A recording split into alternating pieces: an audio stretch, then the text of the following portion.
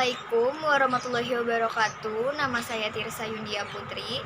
Saya dari kelas 12 IIS. Di sini saya ingin menjelaskan tentang perkembangan ilmu pengetahuan dan teknologi dalam era globalisasi di Indonesia. Yang pertama itu, menurut KBBI, sistem berarti perangkat, unsur yang secara teratur saling berkaitan sehingga membentuk suatu totalitas.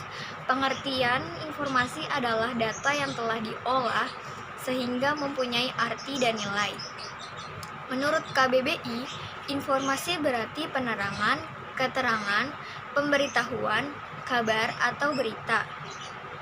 Kata komunikasi berasal dari bahasa Latin, yaitu communis yang artinya kesamaan.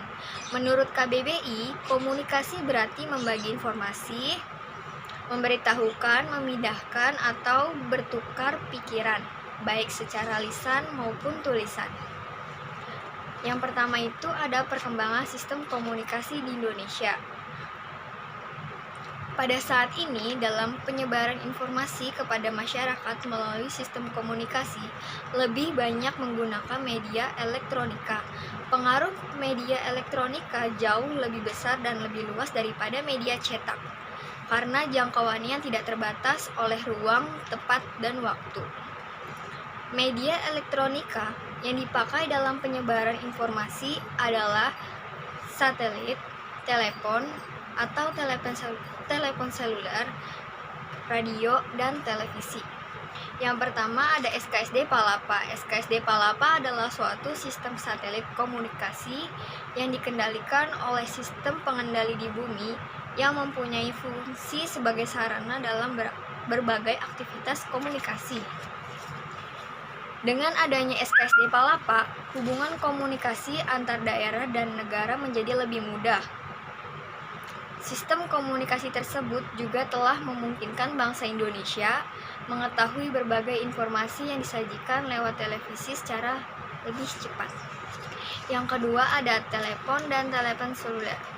Perkembangan teknologi telepon di Indonesia pada tahun 1990 tidak bisa dilepaskan dari penggunaan telepon seluler atau handphone. Telepon seluler adalah telepon genggam yang mudah dibawa atau portable dan bisa digunakan untuk melakukan pembicaraan telepon tanpa batas, ruang, dan waktu. Selain itu, telepon seluler juga dapat digunakan untuk mengirimkan pesan singkat atau SMS, Short Messaging Service, berisi tulisan, gambar, atau video. Selanjutnya, teknologi dan fasilitas telepon seluler telah mengalami perkembangan yang sangat pesat berkat adanya penemuan teknologi canggih yang dilakukan berbagai perusahaan pembuat telepon seluler. Pada saat ini, selain untuk melakukan pembicaraan telepon genggam generasi baru juga bisa digunakan sebagai radio, pemutar lagu, kamera video, dan televisi. Yang ketiga ada radio. Radio telah menjalani proses perkembangan yang cukup lama sebelum menjadi media komunikasi massa. Pada saat ini Dr. Lee De Forest dari Amerika Serikat adalah pelopor ditemukannya radio pada tahun 1916, sehingga ia dijuluki sebagai Bapak Radio. Penemuan radio diilhami oleh percobaan Guglielmo Marconi yang dikenal sebagai penemu telegraf tanpa kawat sejak tahun 1894. Setelah ia membaca eksperimen Heinrich Hertz dalam majalah Italia mengenai teori gelombang elektromagnet. Perkembangan siaran radio di Indonesia dari masa ke masa juga mengalami perkembangan yang sangat pesat sejak zaman Belanda hingga saat ini, yaitu pada zaman Hindia Belanda, pada zaman Jepang, pada zaman kemerdekaan, dan televisi.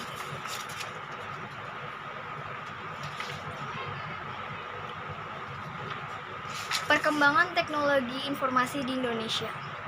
Perkembangan iptek di Indonesia pada tahun 1990-an ditandai dengan diperkenalkannya sistem teknologi informasi berupa jaringan internet Internet berisi jaringan berbagai komputer yang terhubung secara langsung atau online.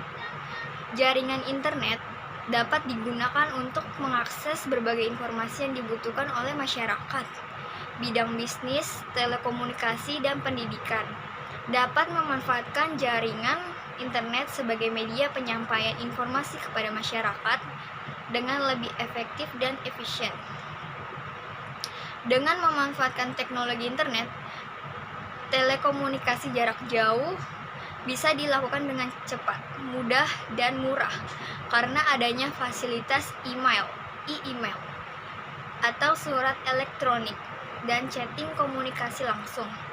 Selanjutnya, dengan teknologi VoIP atau Voice on Internet Protocol di jaringan internet, seorang bisa melakukan pembicaraan telepon jarak jauh dan sambungan langsung internasional atau SLI melalui jaringan internet dengan lebih mudah dan murah. Jaringan internet mulai dikembangkan di Indonesia pada tahun 1992 oleh beberapa pakar elektronika dari ITB, UI, 8 atau BPT, dan LIP. Para pakar internet tersebut merupakan para pemuda Indonesia yang kembali dari tugas belajar di luar negeri di tahun 1990-an. Usaha membangun jaringan internet di Indonesia dimulai dengan membangun jaringan internet antar kampus di Indonesia. Selanjutnya, pada tahun 1994, mulai berdiri perusahaan penyediaan jasa layanan internet atau Internet Service Provider, atau yang disebut juga Indonet dan Iptenek di Jakarta, yang menyediakan jasa layanan pemasangan jaringan internet bagi lembaga pemerintah swasta dan perorangan. Selanjutnya, untuk memudahkan masyarakat mengakses informasi melalui jaringan internet, didirikanlah berbagai warung internet atau yang disebut juga dengan warnet di berbagai kota besar di Indonesia seperti Jakarta, Bandung, Yogyakarta, dan Surabaya. Dengan dibukanya warnet tersebut, masyarakat bisa menggunakan akses teknologi internet dengan mudah dan murah. Dari kesimpulan yang saya alami, perkembangan internet di masa sekarang itu menjadi lebih mudah. Kenapa lebih mudah? Karena semua media lebih online. Jadi mulai dari belanja, transportasi, belajar, semua pun ada di HP, di handphone, dan dijadikan satu. Lalu kesimpulan saya ambil juga, dengan adanya teknologi di masa anak zaman sekarang itu lebih mudah terpengaruh atau kecanduan. Jadi lebih susah untuk dilepaskan, jadi kemana-mana harus selalu ngebawa HP terus. Sekian dari saya, wassalamualaikum warahmatullahi wabarakatuh.